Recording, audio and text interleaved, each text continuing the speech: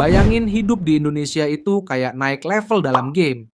Dari level 1 sampai level 7, tiap orang ada di posisi berbeda. Kalian berada di level mana nih? Level 1, bertahan hidup. Level ini adalah titik paling bawah. Orang-orang di level 1 biasanya hidup dari penghasilan harian. Hari ini kerja, hari ini bisa makan.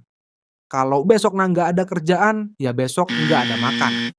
Mereka sering kerja serabutan. Jadi kuli bangunan, tukang parkir, buruh lepas, atau pedagang kecil di pinggir jalan. Penghasilannya sangat kecil dan enggak menentu. Di level ini, uang benar-benar hanya buat kebutuhan paling dasar. Makan, bayar kos seadanya, atau sekadar bertahan.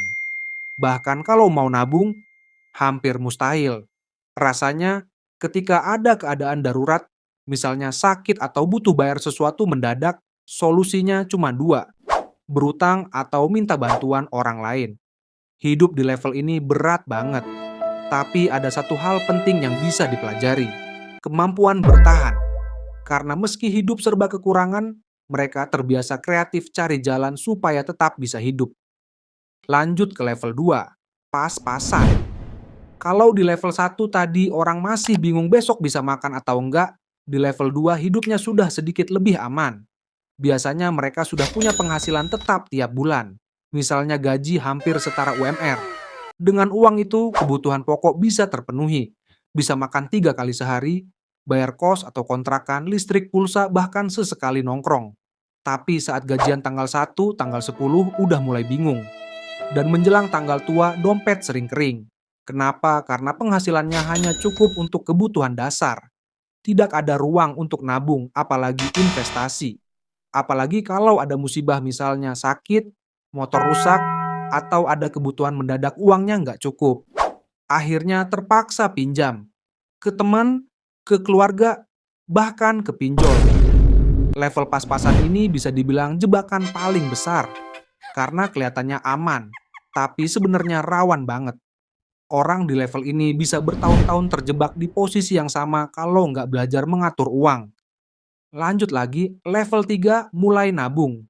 Di level ini hidup memang belum enak, tapi sudah ada sedikit ruang bernapas. Penghasilan sudah bisa menutupi kebutuhan dasar dan ada sisa kecil untuk ditabung.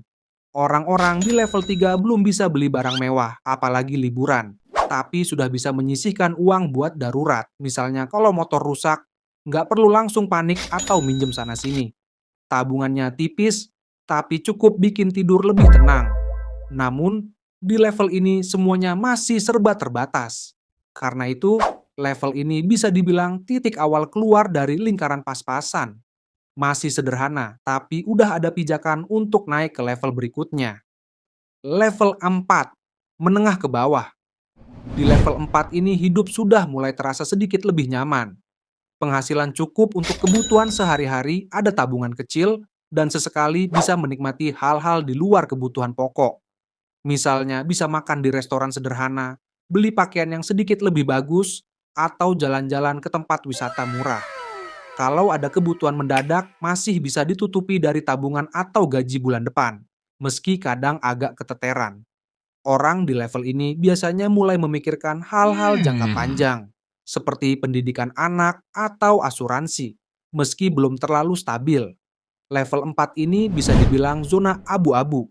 Di satu sisi sudah nggak terlalu susah, tapi di sisi lain belum bisa dibilang aman. Semua masih tergantung seberapa kuat mereka mengelola keuangan. Lanjut, level 5, menengah atas. Naik ke level 5, hidup sudah jauh lebih stabil.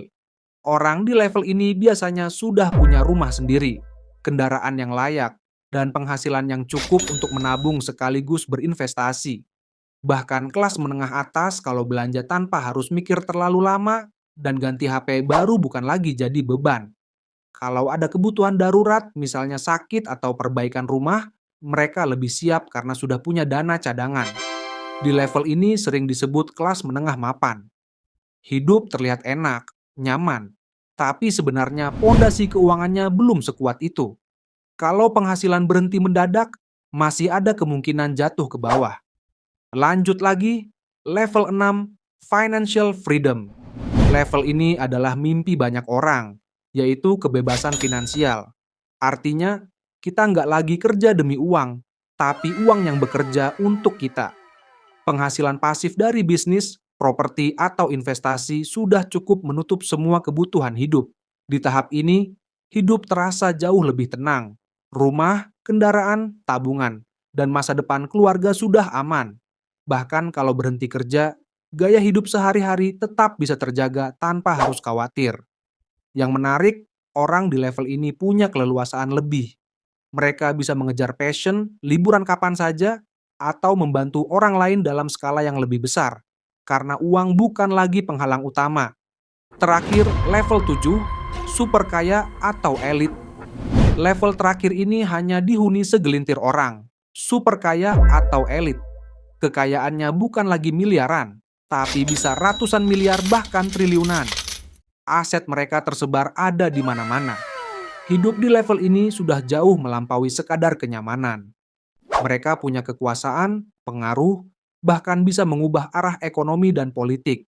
Nama mereka sering masuk berita, jadi panutan, atau malah kontroversi. Bagi sebagian orang, level ini adalah puncak pencapaian. Tapi bagi yang sudah sampai sini, tantangan terbesarnya bukan lagi soal uang, melainkan bagaimana meninggalkan warisan, menjaga reputasi, dan memberi dampak besar bagi banyak orang. Jadi itulah 7 level kekayaan di Indonesia. Kalau boleh jujur, kalian sekarang ada di level berapa?